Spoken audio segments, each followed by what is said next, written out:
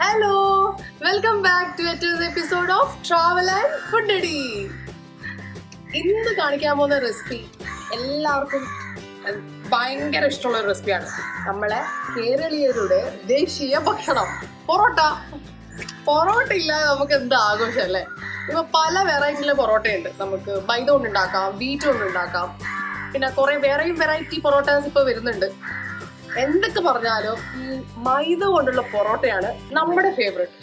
അപ്പൊ അടിച്ച ചൂട് മൈദ പൊറോട്ട അതിനെ റീപ്ലേസ് ചെയ്യാൻ ഈ വീറ്റ് പൊറോട്ടക്ക് ഇതുവരെ പറ്റിയിട്ടില്ല.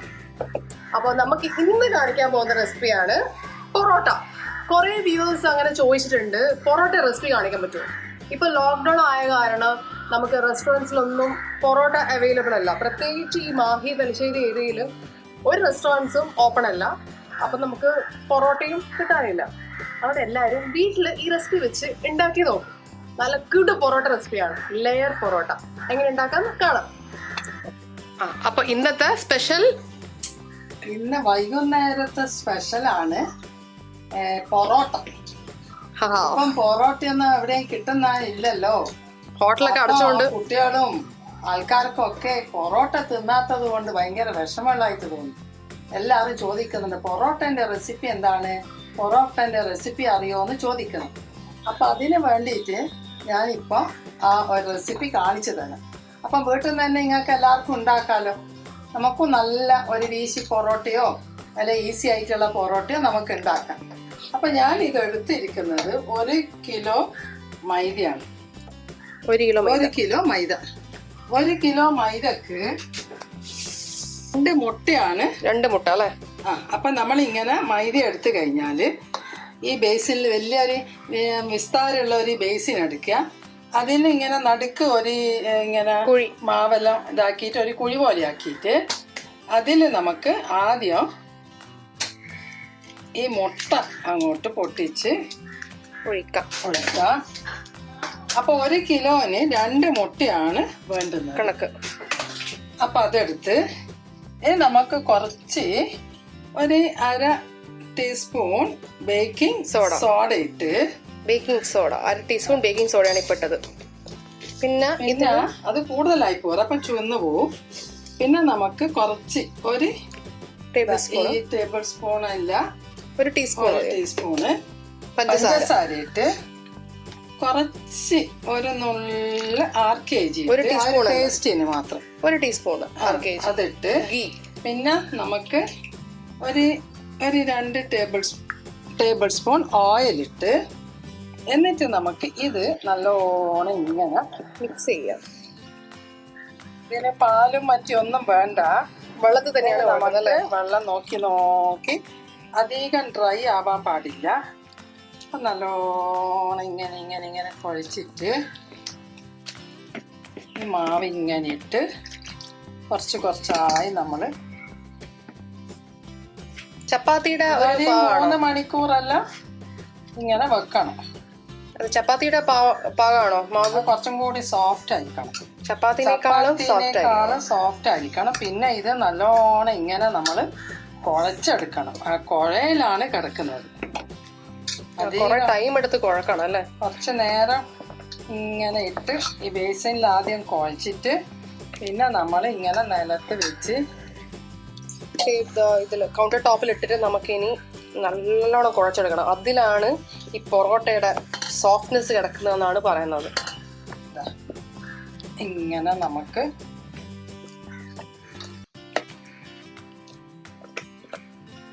ഇങ്ങനെ കുഴച്ചെടുക്കുക അല്ലേ? ഇങ്ങനെ കുഴച്ചെടുക്കുക. ഇനിയിപ്പോ ഇതിൽ എണ്ണ ആവശ്യമില്ല, ഇത്ര മതി. ഇനി ഇതെല്ലാം നമ്മള് ഉരുട്ടി വെക്കുമ്പോഴാണ് ഇനി നമുക്ക് എണ്ണയുടെ യൂസ് എടുക്കേണ്ടത്. ഇതാ നമ്മൾ ഈ ഒരു പാകം എത്തിക്കണം, കുഴച്ച്. ഇനി നമുക്കിത് കയ്യിൽ ഇങ്ങനെ പറ്റുമ്പോ അത് കുറച്ച് ഈ തറയിൽ കുറച്ച് എണ്ണ ഇടാ, ഇതിലും കുറച്ച് എണ്ണ ഇടാ. ഇനി നമുക്ക് കൗണ്ടർ ടോപ്പിലിട്ടിട്ട് നമുക്കിനി ഒന്നുകൂടെ കുഴച്ചെടുക്കാം. നല്ലോണം കുഴക്കണം. അതാണ് ഈ പൊറോട്ട ഉണ്ടാക്കാൻ എല്ലാവരും പാടെന്ന് പറയുന്നത്. എനിക്ക് തോന്നുന്നു ഇതായിരിക്കും, കുഴക്കാനുള്ള ബുദ്ധിമുട്ടായിരിക്കും പാടെന്ന് പറയുന്നത്. എത്രത്തോളം കുഴക്കുന്നോ അത്രയൊക്കെ സോഫ്റ്റ് ആവും. അപ്പൊ അതാണ് ഇതിന്റെ ടെക്നിക്ക് അല്ലേ? അതെ, ഇതിങ്ങനെ ഈ ഒരു ലൂസായിട്ട് തന്നെ വേണം അല്ലേ? അതെ, ഡ്രൈ ആവാൻ പാടില്ല.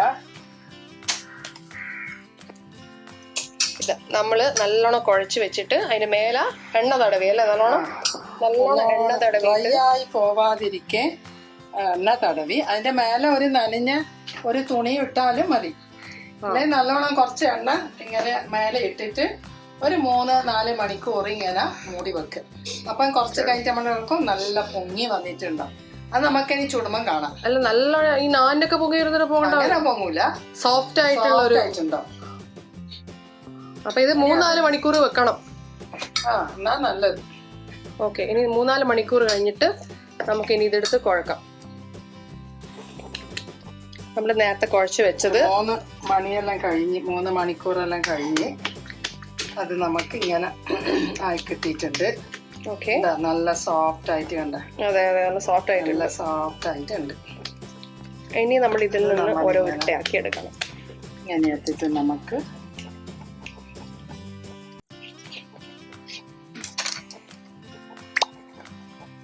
എടുക്കാം.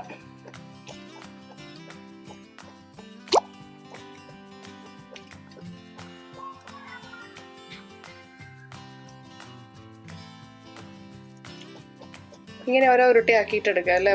വലിയ ഉരുട്ടയാക്കി എടുക്കണം. വലിയ ഒരു ഉരുട്ടിയാക്കി എടുക്കാം.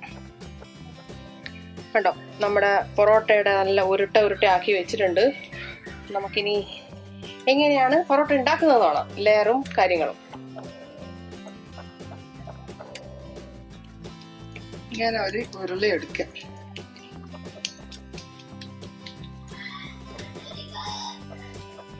ഓക്കെ, നമ്മൾ ഇത് വെച്ചിട്ട് നേർമയായി പരത്തണം അല്ലേ? അപ്പൊ വീശി അടിക്കേണ്ട ആവശ്യമില്ല അല്ലേ? കുറച്ച് വീശണം, അങ്ങനെ കൂടുതലായിട്ട് വേണ്ട. നമ്മൾ ഏറ്റവും നേരിയതായിട്ട് വേണോ അത്ര നേരിയതായിട്ട് പരത്തണം. നമുക്ക് ഈ നടുക്ക് ഓട്ടയും അതൊക്കെ വന്നു കഴിഞ്ഞാൽ ഒന്നും പ്രശ്നമില്ല. നേർങ്ങനെ പരത്തിയിട്ട് നമ്മുടെ കൗണ്ടർ ടോപ്പ് കാണുന്ന വിധത്തിൽ പരത്താൻ നിൽക്കണം. അതാണ് വേണ്ടത്. നേർമനെ പഴുത്തിയാൽ നമുക്ക് അത് കൈ കൊണ്ട് ഇങ്ങനെ ഒന്ന് വീശി. ഓഹോ, നല്ല നേർങ്ങ. അതിലും നമ്മൾ പരത്തുമ്പോഴത്തുള്ളതിനേക്കാളും നേർങ്ങനെയായി അല്ലേ? ഒന്ന് പരത്തി കഴിഞ്ഞാല് ഇങ്ങനെ അത് പൊട്ടിയാലൊന്നും കുഴപ്പമില്ല. 2 ലെയർ ഇങ്ങനെ കിട്ടും. ഇങ്ങനെ കുറച്ച് നീട്ടിയിട്ട് അതിങ്ങനെ ചുരുട്ടി വെക്കുക. ഇങ്ങനെ ചുരുട്ടിയിട്ട് ഇത് അതിൻ്റെ ഉള്ളിൽ ആക്കിയിട്ട് അതേപോലെ തന്നെ നമുക്ക് ഇങ്ങനെ എടുക്കാം.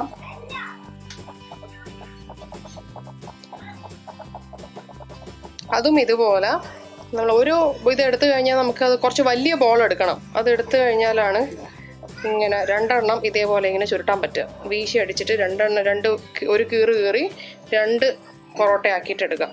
ഇങ്ങനെ ആവും. അപ്പം നമുക്ക് അതിന് മേലെ എണ്ണ പറ്റും. ഇപ്പം ഡ്രൈ ആവാൻ പാടില്ല അല്ലേ? ഡ്രൈ ആവാൻ സമ്മതിക്കാൻ പാടില്ല. നമ്മൾ നേരത്തെ കുറച്ച് എണ്ണ പരത്തി വെച്ചിനല്ലോ. ഇങ്ങനെ റോൾ ചെയ്തിട്ടും അതിന് മേലെ കുറച്ച് എണ്ണ. ഇതിന് നല്ലോണം എണ്ണ ആവശ്യമുണ്ട്.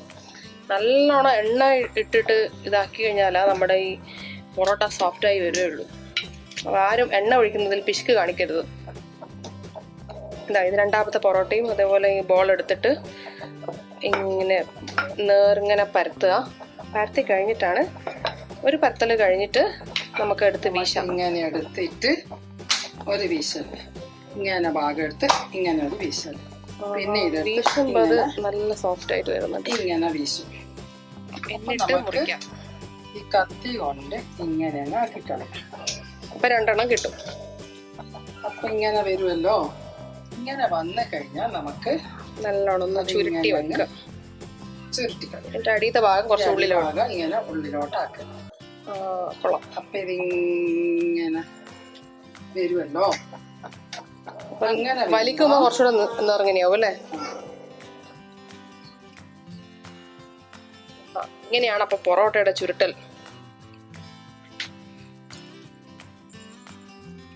അങ്ങനെ നമുക്ക് എല്ലാ പൊറോട്ടയും ഇങ്ങനെ ചുരുട്ടി വെക്കാം.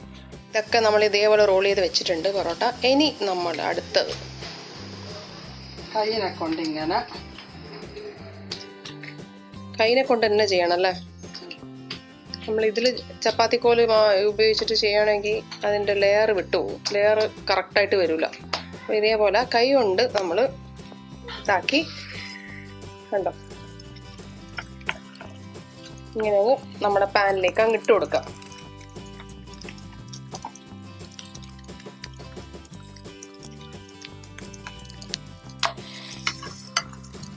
ആവശ്യമാണെങ്കിൽ കുറച്ചുകൂടെ എണ്ണ തടയി കൊടുക്കാം. ഇത് എണ്ണയിൽ കുളിച്ച സാധനമാണ്, അതാണല്ലോ നമ്മുടെ മലയാളികൾക്ക് ഭയങ്കര ഇഷ്ടം. അങ്ങോട്ടും ഇങ്ങോട്ടും ഇതാക്കിയിട്ട് പൊറോട്ട ചുട്ടെടുക്കാം. കണ്ടോ നാളെ പൊറോട്ട നല്ല ലെയറായിട്ട് വന്നിട്ടുണ്ട്. ഇത് കണ്ടോ? ഇനി നമുക്ക് ഇത് അടിക്കണം. ചൂടോടെ തന്നെ ഇത് കൈ കൊണ്ട്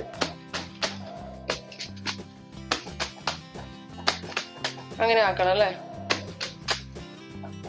ഇങ്ങനെ ആക്കിയാൽ ലെയർ നല്ലോണം വിട്ട് വരും, ലെയറായിട്ട് വരും. കണ്ട, അതാണ് ഇതിന്റെ ഇത്. ഇങ്ങനെ അടിക്കുമ്പോഴാണ്, അതാണ് എല്ലാവരും അടിച്ച പൊറോട്ട എന്ന് പറയുന്നത്. കണ്ട നല്ല ലെയറായിട്ട് വന്നത്. ആ ലെയറൊക്കെ അടിക്കുമ്പോഴാണ് ഇങ്ങനെ വിട്ട് വരിക. അപ്പൊ ഇതാണ് പൊറോട്ട ഉണ്ടാക്കുന്ന വിധം. അപ്പൊ എല്ലാവരും ഒന്ന് ട്രൈ ചെയ്ത് നോക്കണം. ഇത് വെറുതെ ലോക്ക്ഡൗൺ ടൈമിൽ പുറത്തുനിന്നൊന്നും കിട്ടില്ല വാങ്ങിക്കാൻ. അപ്പൊ ഇങ്ങനെ വീട്ടിലുണ്ടാക്കുന്ന ഹോം മെയ്ഡ് പൊറോട്ട ഇങ്ങനെയാണ്. അപ്പൊ എല്ലാവർക്കും ഇഷ്ടമായി എന്ന് വിചാരിക്കുന്നു. എല്ലാവരും പോയിട്ട് സബ്സ്ക്രൈബ് ചെയ്യാത്തവരുണ്ടെങ്കിൽ എല്ലാവരും പോയി സബ്സ്ക്രൈബ് ചെയ്യുക. അതിൻ്റെ അടുത്തുള്ള ബെല്ലൈക്കണും കൂടെ പ്രസ് ചെയ്ത് കഴിഞ്ഞാൽ ഇതേപോലുള്ള വെറൈറ്റി വീഡിയോസ് നിങ്ങൾക്ക് നോട്ടിഫിക്കേഷൻ കിട്ടും. അപ്പോൾ ഇതുപോലെ വെറൈറ്റി വീഡിയോ ആയിട്ട് വരുന്നവരിക്കും ബൈ ബൈ.